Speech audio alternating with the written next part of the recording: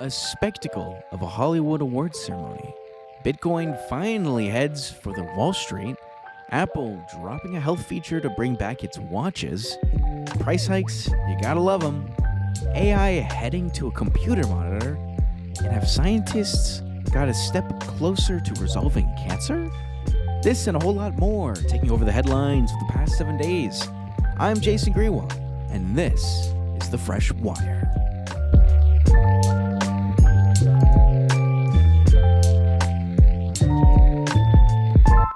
Hey everyone, hope you're all doing well. Welcome to episode 24 of The Fresh Wire. I am your host, as always, Jason Greenwald. As I'm recording this at 11:41 p.m., January 16th, 2024. Let's just jump right into it. Not a whole lot has happened in the past week except for one big thing in the entertainment industry, and that is the Emmys, the 75th Primetime Emmy Awards. After being postponed in the middle of the dual Hollywood strikes with actors and writers uniting, it finally happened last night, and it was quite a show. A lot of awards were given out. Some big ones including Succession getting Outstanding Drama Series, The Bear being a great comedy show, so that won some awards here and there. Succession, multiple awards. Abbott Elementary, a lot of fantastic shows that were given some rightly deserved awards. Elton John becoming an EGO winner, EGOT, which is fantastic for him, and overall fantastic.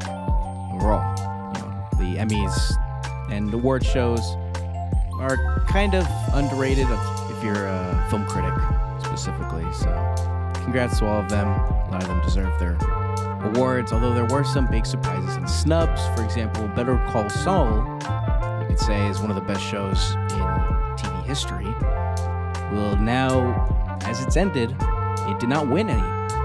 So it's probably going to be considered the most snubbed series of all time, not winning any Emmys out of the dozens that it's been nominated for throughout the years. None. Very beloved show. Very big surprising. Ted Lasso also not receiving any awards this year. So, yeah, some surprises, some big rewards, some big awards, some big moments. One that was not a big moment were the ratings for the Emmys, as it's been from a postponement, so it's outside of where it would normally air, along with, this being not too far off from the big strikes that really disrupted a lot of entertainment industry shows and movies from delays and sometimes even cancellations. It received a whopping 4.3 million total viewers and a 0.85 rating among adults 18 to 49. Now, some good news is that this was a high for Fox, the station, the stations that aired this Monday night, becoming the network's most watched Monday unscripted telecast in over 8.5 years. But according to Nielsen data, it is a new low for the award show. Keeping in mind, it didn't happen in the normal fall schedule. And this was the first time ever the Emmy Awards aired against an NFL playoff game. Admittedly, I was watching the NFL playoff game more so than the Emmy Awards, but I did keep up with it from time to time. I got a friend in Tampa, I had to root for a team after the disaster days prior. And for comparison, the 2022 show that was on NBC drew 5.9 million total viewers, which I think was also a drop from the year prior. So not looking great for award shows as a whole. They've been going down in ratings. People are, I guess, less interested in seeing how they go, and maybe more so interested in the awkward moments that could happen from awards ceremonies as Hollywood thanks itself with a bunch of different awards. But, for some people, they deserve it, and I respect it, and I hope they continue doing it. Of course they will. But yeah, not a great moment for the Emmys, but some deserved awards, and congrats. All right, a little bit of entertainment. We're going to go right into tech. And a lot has happened as a consumer electronics show has come to a close or is nearing its end. A lot of stuff was shown off, and I'll go over a few things that really stuck out to me. For example, a laptop that isn't just one screen, but two screens, Yeah, two screens. And it's at a not surprisingly terrible price, $1,400 starting price. It's literally a dual screen laptop, the Asus ZenBook Duo.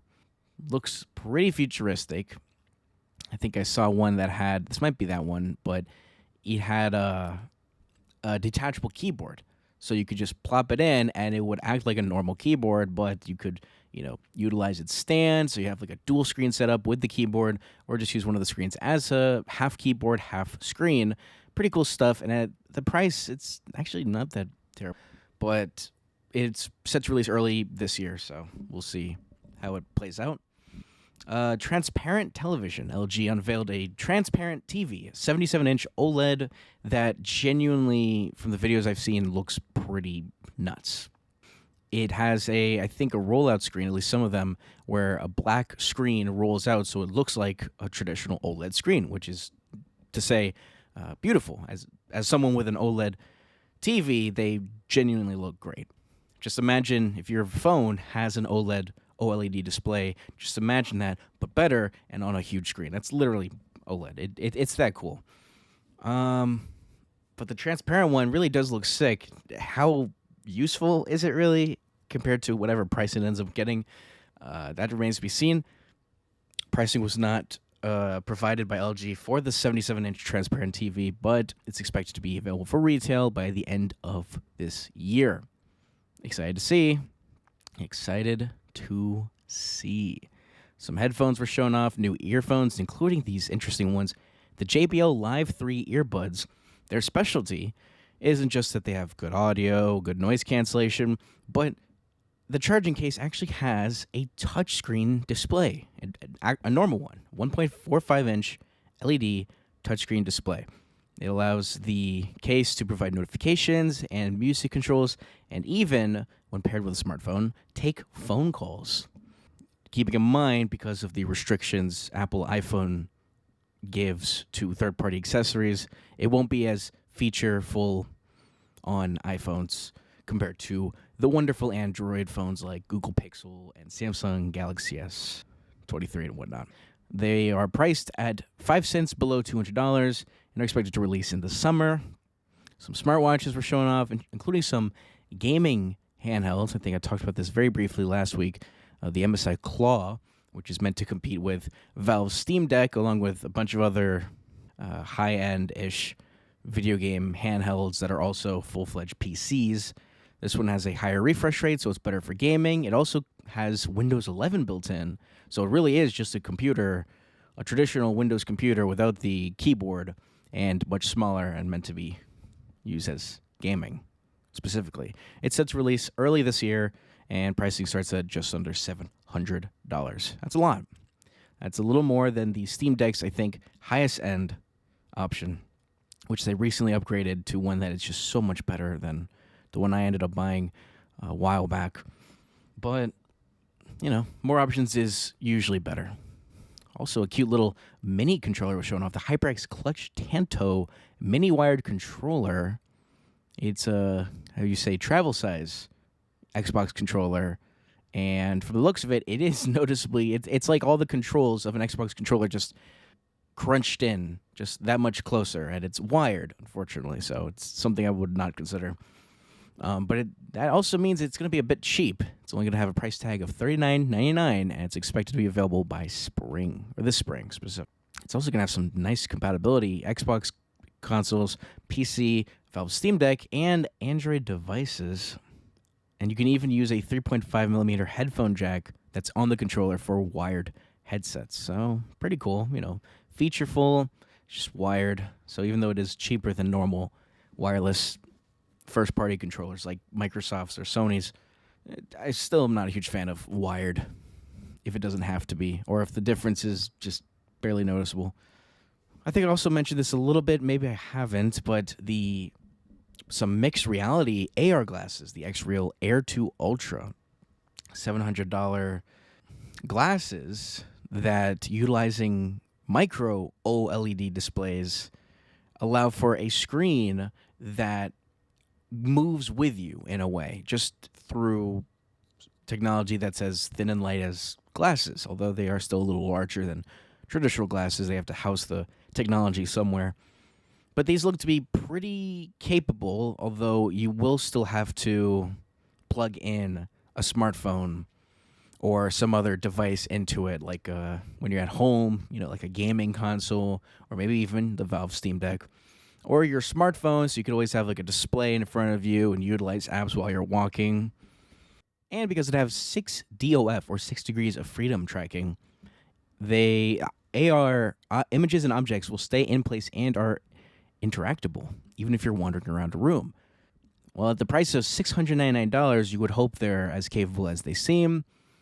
Keep in mind, that is $200 more than the MetaQuest 3, which is, of course, not something you're really supposed to wear outside, but are significantly more capable, and they're inside-out cameras that allow some fantastic pass-through. Are very capable and very exciting. But, as tech continues to merge the two, we'll have more capable glasses form and thinner and lighter VR headsets, virtual reality headsets. Eventually I think the two are going to mix. We're going to soon see some AR glasses that are more capable than you anticipate. Those AR glasses, by the way, will be available for pre-order at the end of March. So overall, a pretty big CES, whole lot of AI focus. It wasn't that long ago that the whole thing was cryptocurrency, metaverse, Bitcoin, something coin, meme coin, and now it's just AI. And I unlike cryptocurrency, I think as long as there's no regulatory situation with AI as a whole, which I feel like is going to be dealt with later this year, I anticipate it's going to be AI for a very long time. I don't know if I'm okay with that, but we will see. Also, this is an interesting one.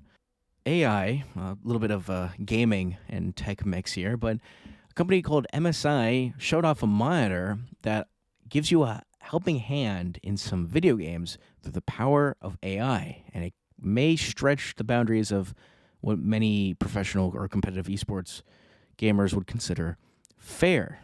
Another thing shown at CES 2024 was a QD OLED display, so that's a very high-end display by MSI, and it's they call it the Meg display. There's also numbers and whatnot, but it's a Meg QD OLED display, and it features a new AI-powered SkySight feature capable of detecting, apparently capable of detecting incoming enemies in League of Legends, a very competitive esports title, giving away their position with an on-screen icon. So the monitor is helping you out in a way that I don't even think is software-based. I think it's hardware-based. It makes use of, reportedly, an onboard AI accelerator that analyzes the mini-map that is part of the game to anticipate incoming opponents before placing an icon on the screen to let you know exactly where they're coming from, alongside another game tracking feature that keeps an eye on your health bar and displays it on a physical RGB light strip on the monitor itself. Very interesting. MSI says, while as of now they showed it off with League of Legends, they'll be releasing an application to allow you to train these features to recognize and react to enemies and other on-screen elements in any game you like. While the PC will handle the processing of the training, the display has been configured, or once the display is configured, it'll supposedly process it on its own. So it's going to be very difficult for games to, let's say, recognize if you're using AI features on a monitor. Well, you can feed this data to the monitor. If the monitor's doing the processing, how is the computer going to figure that out? And otherwise, the monitor is extremely capable, but this does kind of signal something that could indicate for some people that AI could be going too far. As, bots and cheats and hacks can happen in esports titles that give you unfair advantages that go against, the rules of games. But in this case, this is just going to be very difficult to detect, especially if you're playing online. Now, if you bring this monitor to a tournament, it's likely this monitor could end up being banned from being in tournaments. So when you're playing online, they won't be able to tell. But when you're playing in person, I think they can see a dot just popping up like, hey, an enemy's about to be here. And that's just going to be unfair. So I don't see it as a huge problem, but for online mainly games rather than in-person tournaments, it is going to be a bit of a troubling problem. That's AI as a whole, you know. Speaking of AI, Microsoft and AI, they go hand in hand like two really good football players. Microsoft specifically unveiling Copilot Pro, which brings forward the AI-powered Microsoft Office features to the mainstream audience. It'll be a $20 subscription that has launched, providing access to AI-powered features in programs like Word, Excel, and PowerPoint, and priority access to the latest OpenAI models, and even the ability to build your own Copilot GPT, like ChatGPT. So, pretty ambitious stuff. If you're already a Microsoft 365 personal or home subscriber, the extra $20 per month subscription will immediately unlock Copilot in Office apps on Mac, Windows, and iPad. Copilot will also appear in Outlook.com to help you reply to emails or generate new ones. And a preview version is available in Excel to analyze data, generate graphs, and much more. That's going to be a big deal. Being able an AI to analyze data in Microsoft Excel. That's actually larger than you think. If you're not a Microsoft 365 subscriber, you can subscribe to just Copilot Pro and get priority access to GPT-4 Turbo inside Copilot. You'll get faster performance during peak times and the ability to toggle between models soon. And, this is interesting, image creation with OpenAI's DALL-E models will be improved with a new landscape image format and improved image quality when utilizing Copilot Pro. So previously, if you wanted decent quality, whatnot, without much tracking, just doing it directly through ChatGPT or DALL-E through itself was usually the way to go. But Microsoft has been putting forward newer models through their programs, Microsoft Bing Chat, now Copilot, that were more capable, but you had to do it through their services. And I think with image creation, you had a limitation on how many you could do before you have to start using, I think, Microsoft's rewards points or something, from what I've seen. Now, they're offering an even higher tier that is the absolute latest and greatest, but now you have to pay for it. And I think with ChatGPT, they had a tier where you're able to pay for the absolute best models, and you were able to access at least most of them through their paid tier. So I guess these are even better models. So yeah, if you're like a Copilot power user, then there you go. You finally got an offering if you're willing to spend $20 a month, which is around the price I think ChatGPT's paid tiers have been. Speaking of, Copilot, they really are going all out. I mentioned in an earlier episode, they're going to have a Copilot key introduced on Microsoft's upcoming Windows keyboards. I think it's the first new consistent key they're adding to keyboards for the first time in nearly 30 years. I think the last one was just the Windows button, and it was before Windows 95 even happened, if you want to feel old. I wasn't born yet, so I don't, but, you know. Another thing is that Copilot, in the absolute latest and most unstable Windows builds, I think they're called Canary builds, Canary equivalent builds, very, very developer-focused.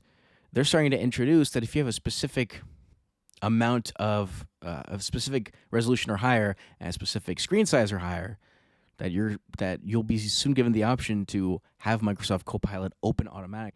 And the reason why they're putting that in, as far as I know, is because when you open Microsoft Copilot on a Windows 11 computer, or I think even Windows 10, it just takes up a chunk of the screen.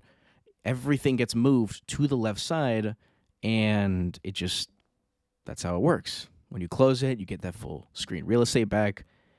I've barely used it. I've just been using it very rarely to see its capabilities, but it's still very exciting, and Microsoft implementing it as much as they are makes me wonder why Google hasn't been adding it to their Chrome OS operating system, Google Bard, where they're really pushing forward their AI assistant. And MacBooks that are by Apple, they haven't been. They've just had Siri and been doing nothing with it really. It's extremely far behind. Although to be fair, Google Assistant, it doesn't really use Bard, at least to its full capabilities, and Microsoft doesn't really have a phone to integrate Copilot with. But that's why they got Windows. Now, this is an interesting one. Another one. A company called Wow Mouse. Oh, sorry. A company called Double Point introduced a new app called Wow Mouse that turns Android smartwatches like the Samsung Galaxy Watch into a gesture-based mouse for your computer, waving your arm around to move the mouse or pinching your fingers to click. That's very interesting. It's kind of like how you're able to do hand tracking with the MetaQuest headsets, but this is just with your smartwatch and with your typical device. It works by broadcasting the watch as a HID mouse, or rather a Bluetooth human interface device, allowing it to work with a variety of operating systems, just pairing it like you would any other Bluetooth mouse. According to DoublePoint's site, this includes what you expect: Windows, Linux, Mac OS, and iPad OS. This tech, specifically this app, confirms to work with certain Android watches like Wear OS watches, including recent Galaxy Watch devices. Although the company says tap detection is inconsistent on the Pixel Watch, specifically Google's Pixel Watch. And Apple Watches do not support this technology, so this is not going to be available for Apple Watches. I'll talk about Apple Watches in a moment. But yeah, from the looks of this video, it shows that it works pretty well. Although the company has said they have bigger ambitions, including pitching manufacturers and developers on licensing and software for doing things like dimming a smart light by rotating your wrist. But yeah, I should probably check this out. Will I use it? Probably not. I'm okay with my high quality gamer mouse, but you know, it's cool to have options, and this feels like a gimmick, but for some people this may be necessary. So I'm just gonna save that and maybe check it out later. Maybe I'll talk about it in a future article or podcast. Make sure to check out thefreshwire.com if I do. On the topic of the Apple Watch, I've talked in recent episodes about this whole import ban on not being able to sell the watch, the Apple Watch, specifically Series 9 and Ultra 2 in the US.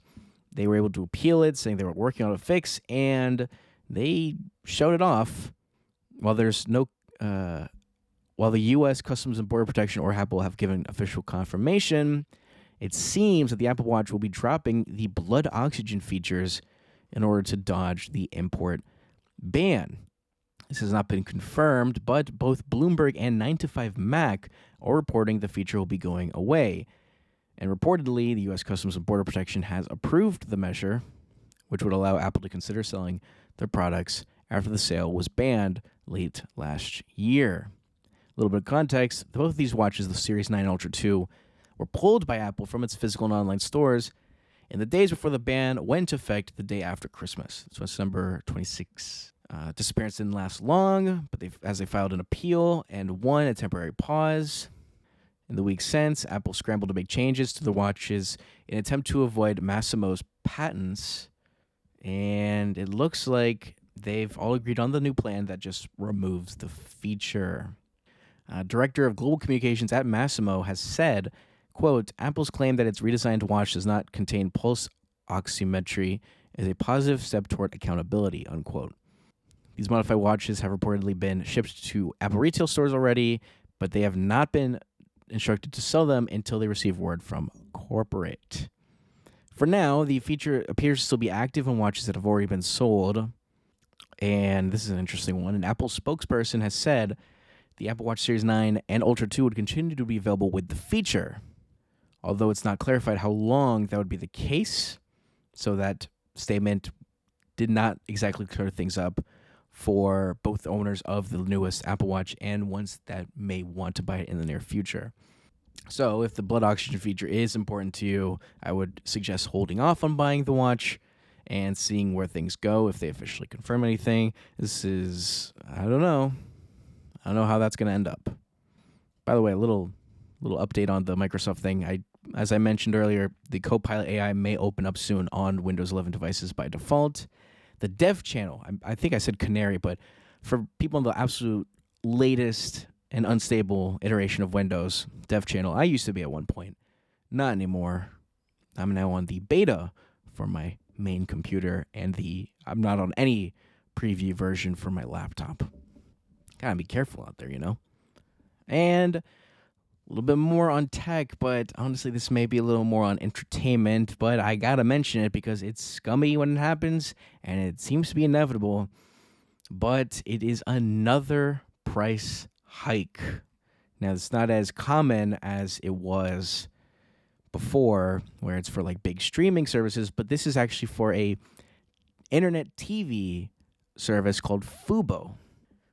They've announced earlier last week that they will raise their prices starting February 1st, increasing their packages across the board by $5 a month. So now their options are going to go from the cheapest being $80 a month to $105. Pretty expensive stuff. And I think they said that they want to, and that as a result, in connection, they're going to improve their DVR. That will now have no limits, and it'll roll out in the next couple of months. And yeah, it seems that this also comes at a time where there's a no opt-out edition of Bally Sports, which I'm going to take it as you now have to have Bally Sports or whatnot, as the parent company for Bally Sports, Diamond Sports, is facing several lawsuits and I think some sort of bankruptcy proceeding. So I can imagine why that happened.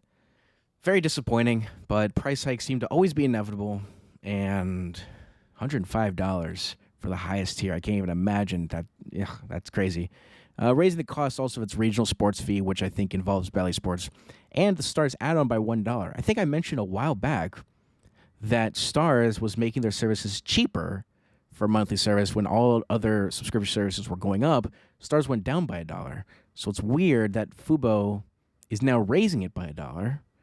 I feel like they're either being scummy, or it may be Stars is making it cheaper through their own services, but not through third parties like Fubo or the one I use. Little scummy if so, but nothing you can do about it except cancel and hope for better options. Now, a little bit of tech infused with Wall Street. The first Bitcoin ETFs have been approved by U.S. regulators. 15 years after the Genesis block was mined, the U.S. Securities and Exchange Commission have approved Bitcoin exchange-traded funds, meaning that Bitcoin has now joined the financial system that runs through the United States of America. 11 spot Bitcoin ETFs will be available to investors, including ones from Grayscale, Fidelity, and BlackRock. An SEC chairman says while this was approved and traded, this does not mean they endorse or approve of Bitcoin. A little bit of context: for the last 10 years, the SEC has denied every attempt to create a Bitcoin ETF, which is a bundle of assets that sort of work like a mutual fund. Unlike a mutual fund, though, these vehicles trade on exchanges where stock market participants can easily buy or sell them. So this essentially means you can invest in Bitcoin without the bother of setting up your own wallet. So, you can have all the volatility without going through the techiness that is setting up an account and just getting like a key in a way to access your own cryptocurrency wallet. I used to have cryptocurrency. Not anymore. I'll just say that. I was tired of the volatility. But yeah, big news. Very big news for, integrating Bitcoin into the US as a whole. It seems that it's always been this sort of currency that hasn't really been cared about, and now for some reason it is, to a degree, not being approved by the country, but now being utilizable. So big stuff there. I can imagine the cryptocurrency either crashed, skyrocketed, or did nothing. Maybe a bit of all three in the span of 1 week, which is unfortunately normal and partially why I left the scene of cryptocurrency. Now a little bit of gaming. Just a little bit of gaming. Not a whole lot has happened. The big focus has been on tech due to CES, but I gotta, some big things have happened, and unfortunately, they're both not great topics, although one may have had a small happy ending. This is not that. A Halo Battle Royale, Halo being by Microsoft, huge flagship series by the company that leads the way. It's the equivalent of Nintendo's Mario, although of course no longer and nowhere near as successful. They've reportedly been working on a Halo Battle Royale that, after years of work, has been canceled and is no longer set for launch. According to a report, a reliable insider said the game, codenamed Project Tatanka, had seemingly been canceled. To clarify, this was on a podcast called Xbox Era, and they state that they have both been contacted about the project being canceled, independent of a YouTuber also saying he has heard the game is canceled, though the pair don't seem to know for certain. This game was unofficially announced by Microsoft themselves. This has been discussed publicly in broad terms several times, and in late 2022 said it was in the works for more than 2 years, nearly 100 people working on it at the time. Project was later discussed in a Bloomberg report on the future of 343 Industries, which said that Tatanka had begun as a battle royale, but, quote, may evolve in different directions, unquote. Speaking of, Halo TV series second season is coming out next month, and honestly, I kind of thought that was, for some reason, I thought it was canceled because of how unfavored it was by critics and audiences because of its craziness and how much it diverted from Halo, the game. I have yet to check it out because of how much critics and audiences did not like it, but if it's getting a second season, I don't know. Maybe I'll give it another shot. But it's kind of like what happened with Netflix's Cowboy Bebop. One of the best anime shows of all time, in my opinion. Watched every episode, loved every second, including the movie, but I could not get into show because everyone destroyed the show very quickly, and it also was canceled after one season when they didn't cover the whole show. So, very disappointing. But, yeah, for the Halo Battle Royale, I would have liked to check something like this out. I thought I'm a bit surprised it's been in work for so long, only for it to be canceled, but, disappointment always arrives one way or another. I'll stick with Apex Legends. And Capcom has recently been in hot water, the makers of Street Fighter, Resident Evil, some huge, huge hits for video games. They were in some hot water because of something they were adding to older titles. Reportedly, Steam players, Steam being a video game social platform for PC users, there were errors when people were launching Resident Evil Revelations, which is an 11-year-old game, throughout the past week, including a lower frame rate that is unstable, as well as mods, which for a single-player game is understandable, breaking. What ensued were review bombs for the game where people were just reviewing the game poorly so that it would lower the look of the game itself, where now it looks less favorable to check it out. Like, oh, it's a lot of recent negative reviews. I wonder why. And it was all because of a DRM, digital rights management, that Capcom added called Enigma Protector, which is meant to be anti-cheats, anti-piracy, but for them to add it to a game years and years later was a bit weird. Capcom has since rolled it back on at least one game, Resident Evil Revelations, but they've added it reportedly to a lot of different titles, including a Mega Man title, the remaster for a game called Ghost Trick Phantom Detective, all receiving these updates that were solely just to add the DRM. Well, for Revelation specifically, Capcom has said, due to an issue observed with the latest update released, we have reverted the corresponding update. The company said once the issue is resolved, however, it plans to re-release the update. It didn't specify whether Enigma was the culprit, nor whether Enigma will be added back in a future update. So the recent moves to add this DRM is likely linked to its recent presentation, which equated all mods to cheats, warning of, quote, reputational damage, unquote, by, quote, mods that are offensive to public order and morals, unquote. So, yeah, I mean, in recent months, there was recently a mod of a nude character in a broadcasted Street Fighter 6 tournament that was very accidentally shown off, and that was a few months ago, and it seems ever since then Capcom's stance on mods as a whole went from silent to let's destroy everything, even if it damages our reputation in irreparable ways. Yeah, I mean, I'm glad they're removing it, at least in one case, but it seems like they're going to add it back. They're just figuring out how to make it less disruptive to performance, because that's always been a big problem. New AAA titles, like blockbuster titles like the newest Assassin's Creed, for example, when they get released on PC, they have what's called de novo DRM. And it's just a way to secure the game from being pirated on day one or anywhere close to it, making it more difficult for pirates to get into the game's code and make a version of it that doesn't have any DRM and could just be downloaded without having to pay a penny to anyone. So de novo DRM, among others, is added when the game is launched. And when it was in earlier iterations years ago, I remember they had performance problems that were very clearly prevalent with the games when they had de novo compared to pirated versions that did not have de novo. Their performance was consistently better, more stable and higher frame rates, less bugginess, sometimes maybe even less crashes. And for, I think, Bethesda, I think with their Doom titles, the recently released ones in the past decade, after a while, I think it was Doom, they removed de novo from their game. I mean, years later, where it no longer mattered as much that it had the DRM. Because usually games get, if they're going to be pirated, they usually get cracked, so to say, days after launch, if not weeks.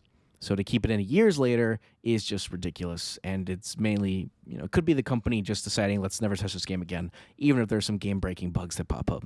I'm looking at you, EA. So, not good. Kind of worrying if this sets a precedent for Capcom that they're going to do this with all their games. Reportedly, I think this has been proven false, but reportedly, these even made games like Monster Hunter World, which was very well loved for Valve Steam Deck users. This update reportedly made it where it was not compatible, but I think this was proven otherwise, so don't have to worry about that. If that was the case, there'd be very big problems. But we'll have to see. We'll have to wait and see. All right, that's for the tech and entertainment. Now, before I end things off for the episode this week, I do have to go into futurology, and I'll be brief with this one because I tried my best to look for something that seemed reliable and something that I actually think is legitimate. And I found one that I think is actually pretty cool, not exactly techie in any sort of way, but apparently an article on phys.org by someone in the University of California says, with the headline, "Scientists tame a chaotic protein that fuels 75% of cancers." It's the MYC, shapeless protein responsible for the majority, making the majority of human cancer cases worse. But researchers at University of California, Riverside have found a way to rein it in, offering hope for a new era of treatments. So seems like they're figuring out a way to control this shapeless protein MYC, as it has no structure. It's been more of a challenge. 2018, researchers noticed changing the rigidity and shape of a peptide improves its ability to interact with structureless protein targets. Very sciencey and very interesting overall, the new paper. And, this could lead to, improving treatments for, human cancer cases. I'm all for it. And, cancer is horrible, something no one should wish on anyone. And I hope this takes us a step further to figuring things out and helping people get through cancer more efficiently and better for their overall lives. And with that being said, thank you all for tuning in to episode 25. I really appreciate it. Hopefully these shorter episodes to before, where they've been an hour or longer, are more favorable. But even if not, well, they're nicer on me, especially when I do these late at night for some reason. But with that being said, thank you all for tuning in one last time. I really appreciate it from the bottom of my heart.